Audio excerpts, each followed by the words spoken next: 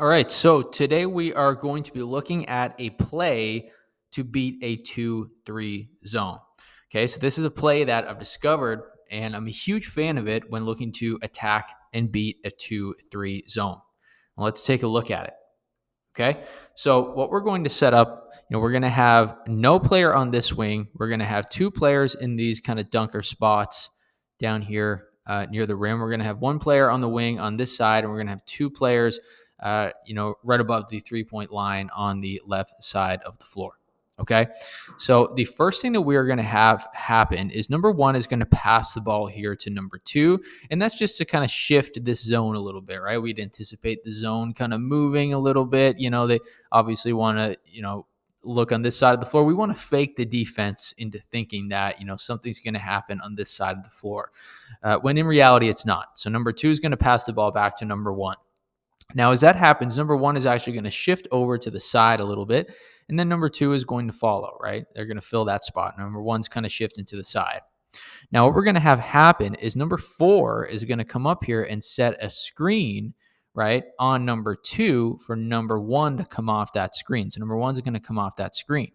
Okay. Now, as that happens, and we anticipate that the defense will shift a little bit here. As that happens, number five is going to leave the area that they're in, and they're going to go seal their defender, or seal number three rather, to kind of set another screen on number three, right? We're going to seal them, right, as if they're kind of posting up, but we're going to use it as a screen.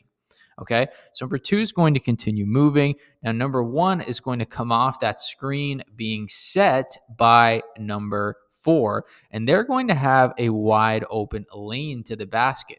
Okay, because obviously number five right here, they're sealing number three, so number three is out of this play completely. So number one should have a wide open lane to the basket, or a wide open lane to set a pull up right there. Now, I know what you're probably thinking. What if number five, all they need to do is just step in for a help? So if they step in for help, what do we do? Well, all we need to do in that situation is kick it out to number three, right? Number three has a wide open 3-point shot, or they have somewhere in the mid range they can pull up, or they want to use that momentum to drive to the basket, they can. Right. So, what are we doing here? Are we going to have an exact play for, an easy layup? No, we're not doing that. We're trying to attack and beat a 2-3 zone. Right now, we are finding an area that we can attack to get a layup or to kick it out for an open jump shot, right? We want to throw this 2-3 zone off of their game. We don't just want them to, throw us off of our game, right? We want to still get paint touches. We want to still get lanes. We want to still get the ability to drive and kick to our teammates, right? And by running this play, we get to do all of those things. So when we're looking at this play, our white team here is going to be the offense. So this player with the basketball, this player here, this player here, this player here, and this player here. And the blue team is going to be the defense. As we can see, they are set up in a 2-3. Okay? Probably going to have this player move back a little bit just due to the nature of how we're set up right now. Highly doubt the defense is going to let somebody, be wide open down here. Okay, so this first play, we're going to beat the 2-3 zone with a very simple method, a very simple screen. And the person we're going to be focused on screening is this player right here, number 5. Okay, so here's how this is going to look.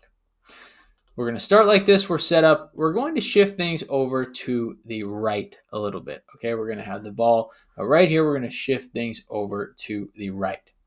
Now, as that happens, we want to get the ball in down here to number 5. Okay, that is the focus, right? Number 5 is who we're going to look for, but we're not going to do it quite yet.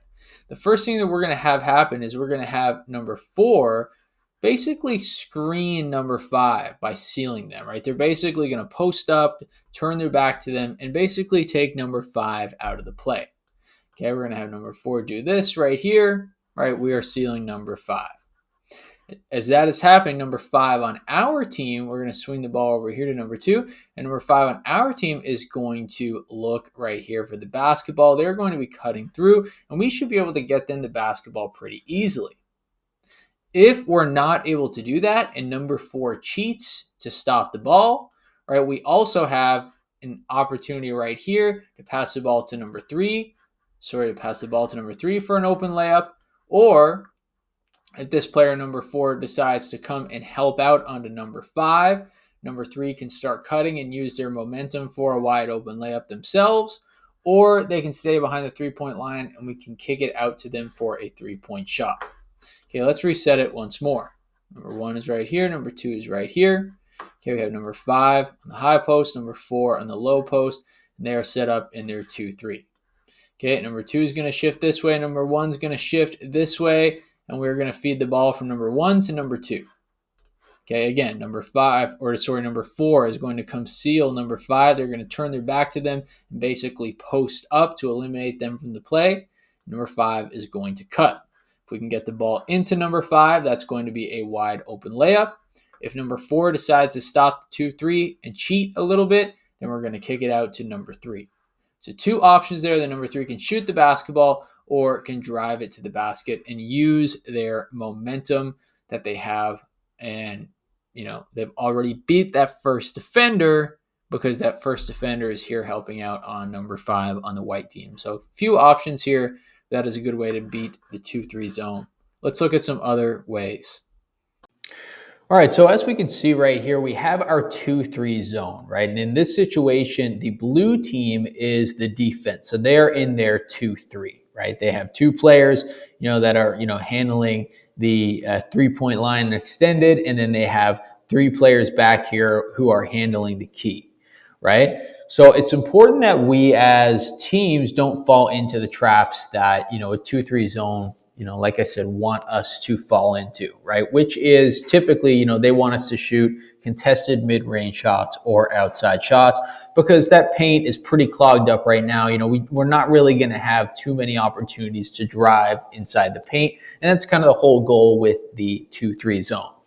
Now, for us, logically speaking, we want to look at it as basketball teams and say, how can we beat the 2-3 zone? How can we, take next steps on the 2-3 zone? And, from just about every play that you look at, and we'll look at some plays now in a minute, but it all comes down to this 5-man right here, right? We want to throw things off by getting the basketball to the 5-man right there. So we want to, find a way to get this player the basketball. Now, that's going to force this, 2-3 zone to move up a little bit. Right? That 2-3 zone, this player right here is going to feel, naturally speaking, that they need to guard this player, our 5-man, because if not, our 5-man can just shoot, an uncontested mid-range shot, even, inside the free throw line, inside the key, right? They're going to get an uncontested mid-range shot, or that's a one-on-one game, right? Depending on how they're playing, how close they're playing, right? This is just a one-on-one drive to the basket. Right? And we don't want our defense wouldn't want our 5-man being able to do that.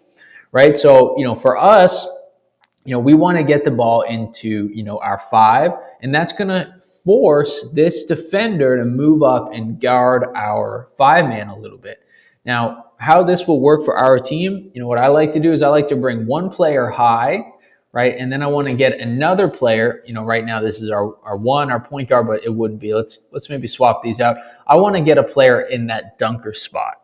So if I get a player in that dunker spot on one side and out here at the 3 on the other, right, that's going to, force the defense to, be looking right here. They're not really looking to help too much inside the paint, right? But it's going to bring our number 4 into that dunker spot right there. So while this number 4 feels like, they need to face guard our number 5, our 4-man is going to get in the dunker spot, right? And that's where we're going to see a wide open layup pretty much every time for our 4.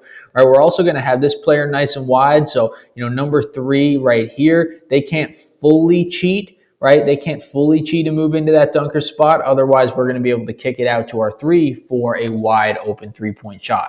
So the whole key to beating that 2-3 zone is to get the ball into our 5-man, get somebody in the dunker spot, and then get your 3-point shooters in between those gaps, right, to be able to shoot the 3 for a wide open shot.